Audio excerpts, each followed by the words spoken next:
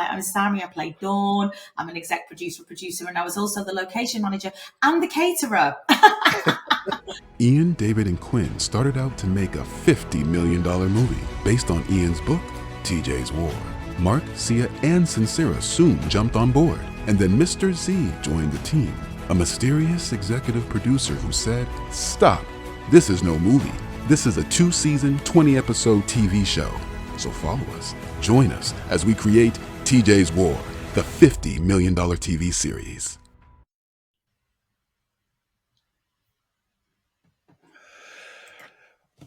I'm very pleased to be joined once again by the brilliant Samantha Seager, Sammy. If you caught her last appearance, you'll remember her warmth, wit, and great insights into the world of filmmaking as she steered her first feature film as executive producer into the can. I don't know if they have cans these days. At the time of our last podcast together, Sammy's film was yet to have its first screening. Now that has happened, and Sammy is back to tell us how that went and how it's going. In case you missed our last episode, let me just say that Samantha's career spans over 3 decades over stage, screen, and behind the camera. She must have started when she was 1. She's been a West End star, creating the role of Marlene in Only Fools and Horses, the musical, and a familiar face on TV in shows like The Lakes, Me Too, EastEnders, and Vera, and lots more. She's also a talented voiceover artist with credits for national TV companies, as well as a range of commercials, including Costa Coffee. Yeah. During the pandemic, she co-founded Vince Films, and this has resulted in the release of her film Invincible at the Romford Film Festival last month, where she also picked up the award for Best Supporting Actress, and I can see why. On top of all this, she's a co-host of the powerful podcast Past Imperfect, The Alchemy of Transforming Trauma, where she and Jude Claiborne explore the light that can emerge from life's darkest corners. Now living in the peaceful countryside of West Wales and working on a retreat space for health and creativity, Samantha is a true multi-talent actor, producer, voice artist, podcaster, and creative soul. Mm-hmm. Sammy, welcome back. It's such a pleasure to have you with us again. Thank you so much for inviting me back, Ian. It's a real pleasure to be here. I hope you don't mind, but I've also got my little cat has come to join in the fun. So I hope you don't get distracted by little pussycat walking around. I've tried to blur the background as much as possible, but I think she wants to join in. I love animals. Not a problem for me. Me too. Having discussed how the film came about in our last episode, I want to understand your path once you had the film in the can. But we'll leave that for a couple of minutes. How about the opening night? So there you are with this beautiful film, Invincible, which I have seen, and well, enjoyed is not the right word. I loved it. How did the premiere go? Oh, it was amazing. It was really amazing. I mean, we have had a cast and crew screening, which happened. I think we might have spoken about that the last time I was here. That was just before Christmas. And then we've been entering film festivals. So that's really the journey of what's been happening with the film since it's been in the can. This is what you have to do with your independent films. You enter them into lots of different film festivals. And I'm just going to put my cat down because she's actually distracting me now. You enter it into lots of different film festivals, and there's different categories that you can enter it into in some of them, or some it's just to get an official selection.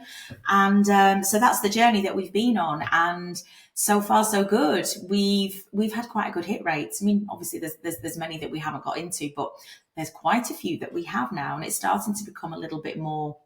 We got one just yesterday for Belgrade Film Festival. Right. And in that one, we were up also for lots of different awards. So at the Romford one, which was the first one, which was actually going to screen, which was just a couple of weeks ago now, we had our first screening in a cinema with all the amazing sound and with all the amazing visuals of seeing it on a big screen, which was just phenomenal. And what was also really great about it was that there was an audience that wasn't just our friends and family. So we've screened it before and shared it with people, that know us, but to have an audience there that have nothing to do with it, have no investment in it or any reason to like it beyond just watching it. It was just so great to have that reaction from an audience and to get their feedback. And yeah, it honestly, it was one of the highlights of my life. I loved it. I mean, it's difficult to know when you're making something Yeah.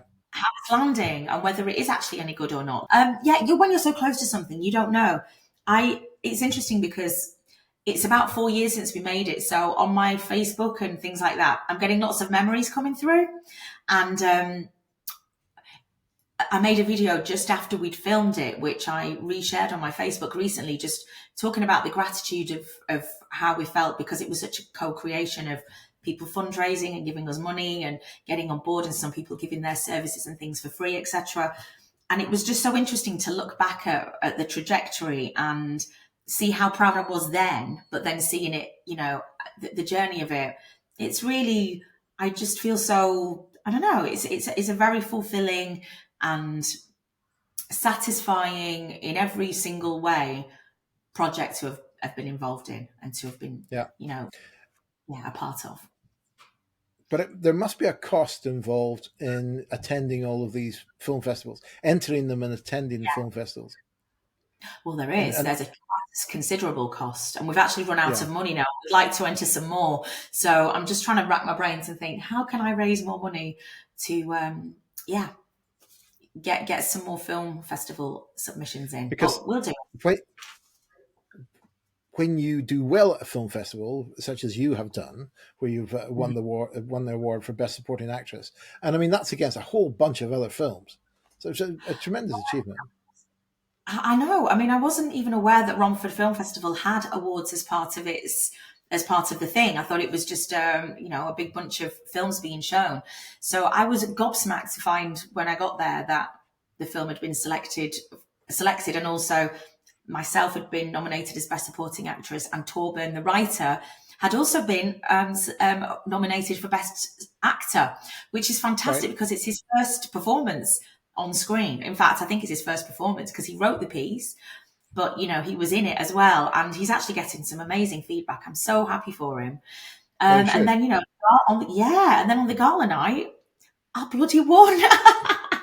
And honestly, I was gobsmacked because I was up against like Sue Johnston, who's like one of my lifelong heroines as an amazing Northern actress. And I was just like, honestly, I couldn't really believe it. So I'm really buzzing off all that, really. I feel really touched as well, because the part itself, she's such an amazing character to play, and I'm just so chuffed that it's landing with people and that they resonate with her and her journey, and not just mine, but everyone's journey in it. But I think Dawn's character, the character that I play, is a particularly she goes on a massive journey, doesn't she? So yeah, I hadn't seen the film when we talked last time. Mm-hmm. I have, in the meantime, seen this film, and all 4 performances are fantastic. And it's not a problem. I completely see how you would have won that award, and I think you'll win a lot more. And I think the film will win a lot more, because it's just a beautiful piece of work. It's a tremendous study. I'm not going to get any kind of spoiler, but it's very much aligned with what we're trying to do with TJ's War in terms of the overall message, and at the same time, it's not. It's looking at it's looking deep into the souls of people as they go through something very traumatic, and in such a subtle way. It's beautiful, and the music behind it as well, and the way it was filmed, it really is excellent. Thank you so much. I'm really grateful for that feedback. It's Emma, our director, and my fellow executive producer, and like she's done such an amazing job on it. And it's her debut feature film as well, and the writing is so good. But the music, I mean, that's something that we've been adding in for lots of submissions for film festivals, because it's just stunning, isn't it? It really takes the film to a whole new level, and it's really important. So if you're ever looking for composers, I can put you in touch. Somebody will. Whether it's me or gets moved on, I've just come off a podcast that we've recorded, which will be shown at some point, possibly before this one. And that was with Martina O'Boyle, who's assistant producer for many years, and been on some really big films. I mean, yours is an indie film. How many people did you have working on the whole production? I mean, how many people are going to be Um, in the credits?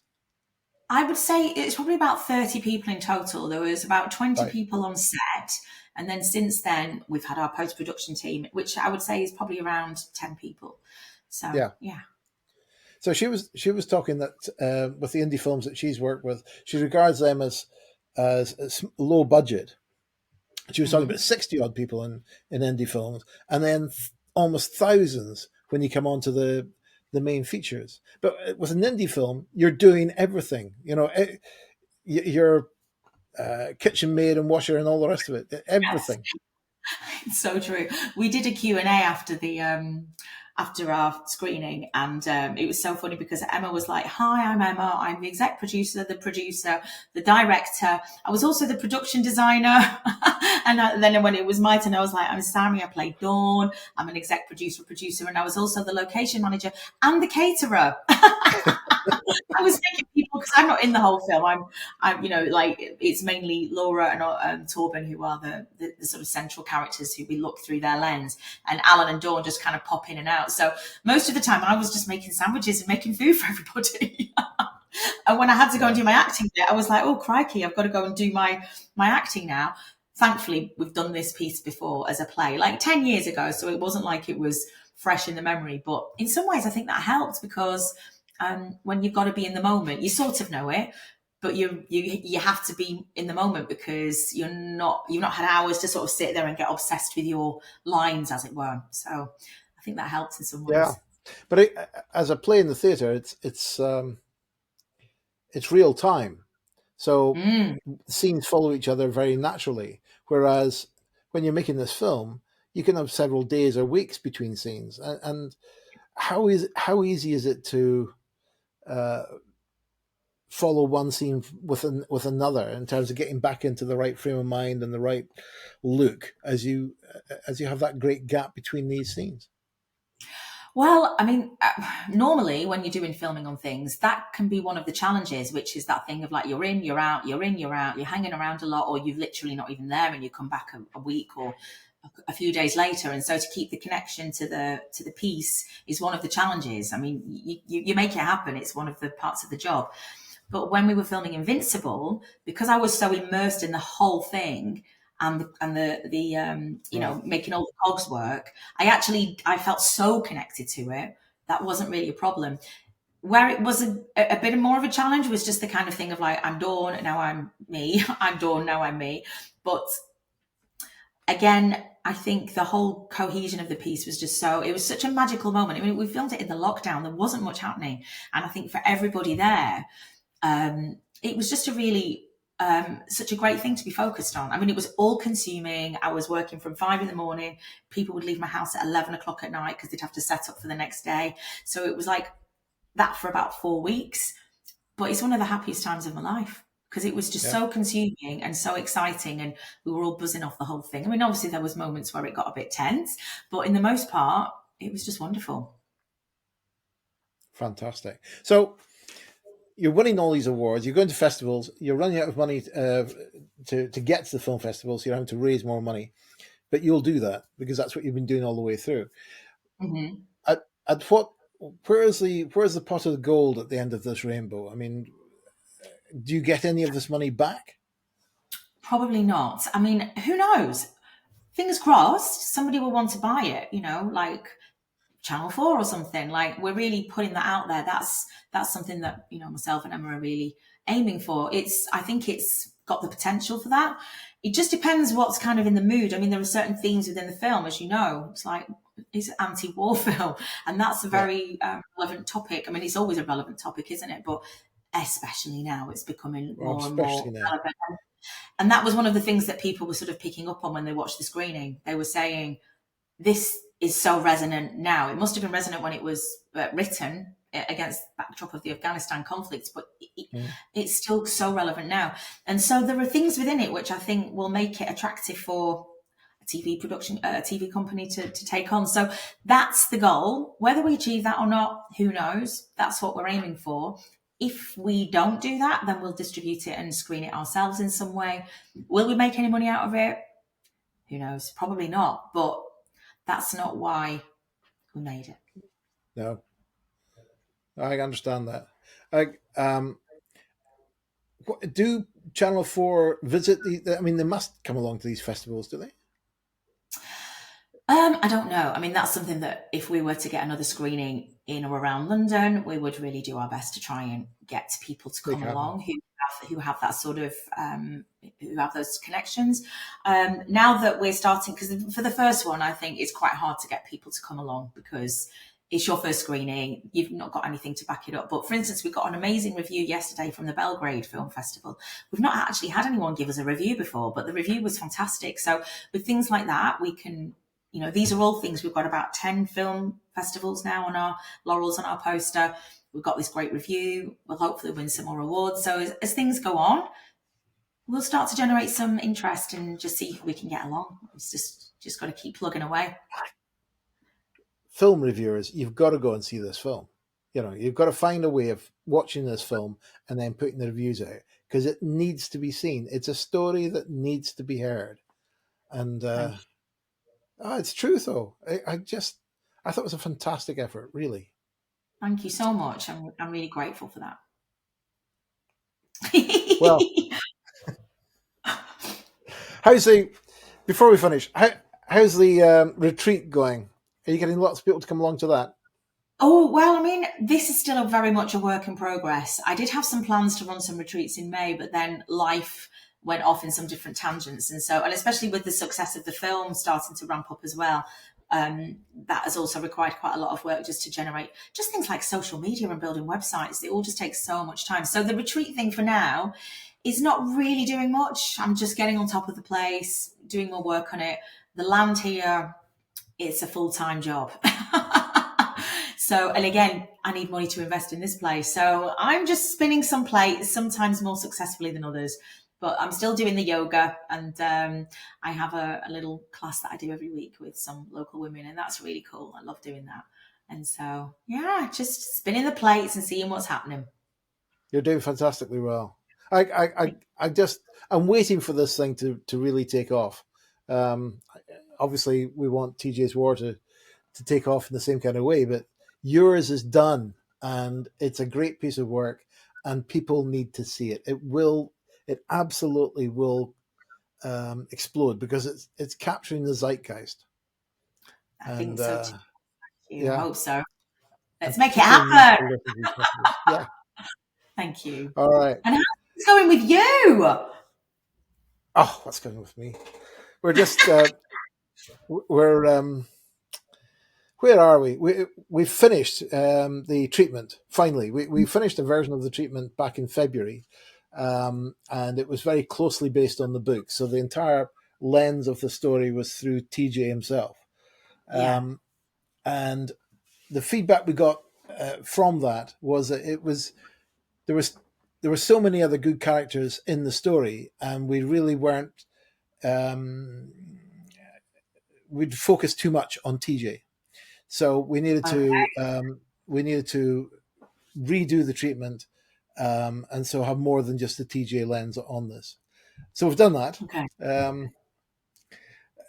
I just love the process. I mean, I could do that. We could say, well, let's go back to the beginning and start again and do some more. But there has to be a point where you stop and get it out there. So the three of us have been working on that over the winter, Matt, David, and myself. It's been one of the best times of my life in terms of creating something, because it's like the ancient Greek sculptors. They believed that the finished article was already in the rock, and they just had to find it. And that's kind of what we're doing here with this treatment. We've produced something I'm very proud of, and we're literally about to start not targeting, but going to the first round of funding and getting them on board. Amazing. And we expect 3 rounds of that before whatever goes. The vehicle that we've got means that we can get to a point where we sell the film rights. And personally, I think that's probably what I'm going to have to do, because if I don't sell the film rights and they change the film enough from the original story, I may become violent. So, not really, but it's going to kill me. So I need to let it go, and I have let it go to some extent, but already. But I need to let somebody else take the reins of this and take it and make that into the TV series. I think if I'm too closely attached to it, that will be a blocker.